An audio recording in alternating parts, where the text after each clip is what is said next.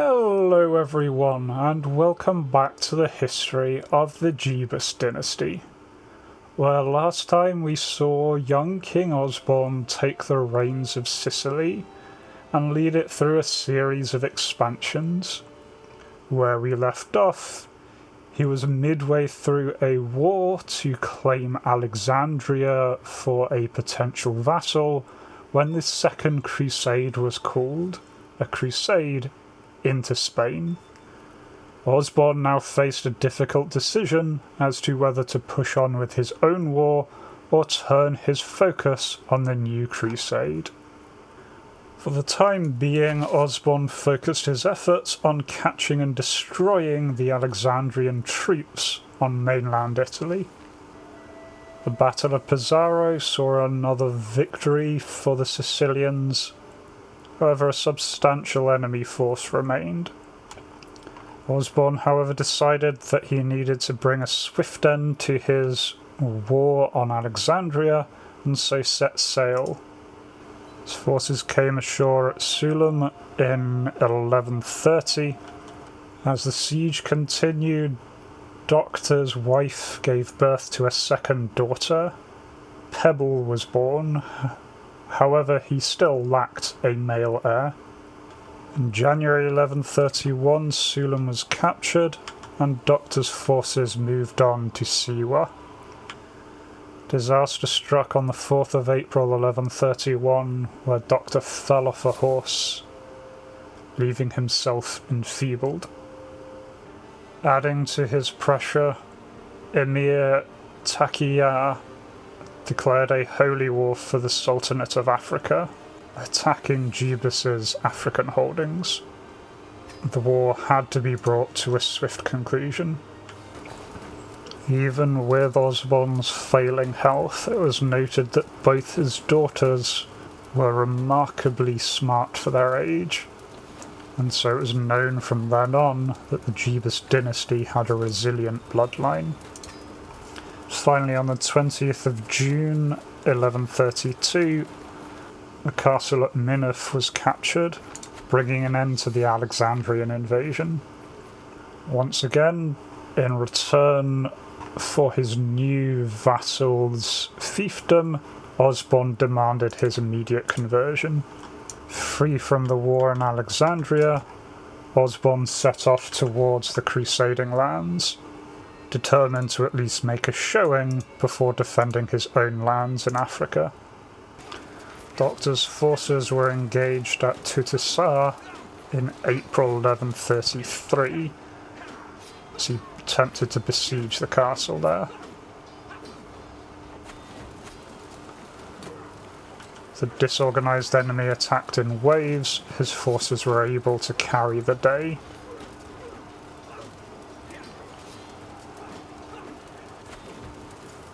Routing the enemy.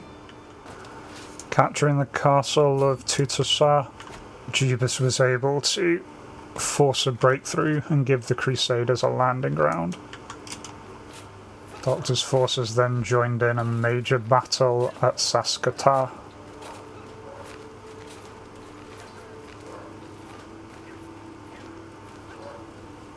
Which resulted in a victory for the Crusaders. Content with the Crusaders going well, Osborne now turned his attention to defending his own lands. However, as war raged, Osborne's allies smelled the blood in the water, and the Sulimad Emir declared war. In April 1134, the crusade was declared victorious. Queen Ethelinde of Aragon was appointed the new ruler of the land. Large amounts of booty and prestige was divided among the crusading kings. Major battle in the war against the Holy War for Africa was fought in Ajdabiya in January 1135. The exhausted and malnourished jihading forces were overwhelmed by the Sicilians.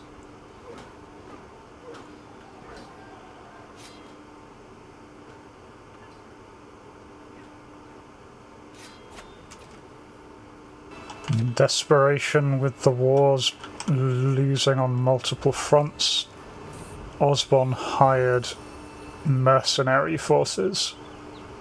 A major battle was fought outside Citra in 1137.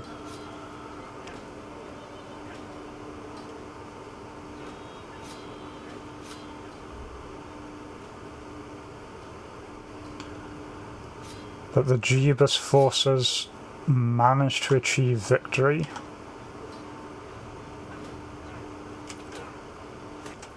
Going on the offensive, Osborne took control of Barca, taking the emir's son and wife captive. After a pair of bloody battles in Marawa, Osborne finally managed to force the emir into seeking terms. Osborne could now turn his focus solely on the remaining holy war. The Battle of Al-Agilia saw a massive boon for the Sicilians. The armoured horsemen and light cavalry devastating the enemy on the open ground, with 4,500 men lost to the jihading forces. Victory seemed more and more likely for Osborne. After 9 years of fighting, the Holy War was finally won. Emir Taqiyya was forced to surrender. Osborne's forces had survived the greatest amount of fighting ever known to the Sicilian nation, and they had ended up more powerful than ever. Using the funds gained from the various wars, a massive campaign of building was set forth across Osborne's own lands. June 1145, lithium came of age. A genius and a skilled tactician, Lithium was also known for being compassionate, like her father, but calm and greedy. Princess Lithium was married off to Berthold in a matrilineal marriage. Berthold held a claim to the Kingdom of Aragon. It wasn't long before Lithium gave birth to a daughter, this child named Odin. 1146, Osborne's daughter Pebble came of age. A genius like her older sister, she was not quite as good a soldier. Also calm, she was however paranoid and chaste.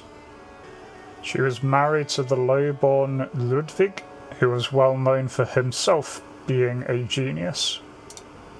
Pebble and Ludwig had a daughter of their own in 1149, named Hardy. Much of the rest of Osborne's life was spent incapacitated in bed, unable to use his fame or his well-known devotion. He simply withered away. Until 1152 he finally passed away from a seizure. Still, his life cut short, he was still known as being exalted among men and a paragon of virtue, having fought in 9 wars, many of them simply defending his own lands. The throne then fell to Queen Lithium of Sicily, with Princess Pebble inheriting the Duchy of Calabria.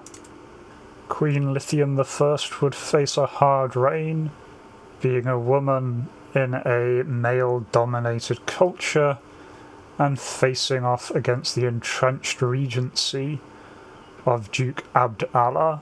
But for the story of Queen Lithium, we will have to wait until next time.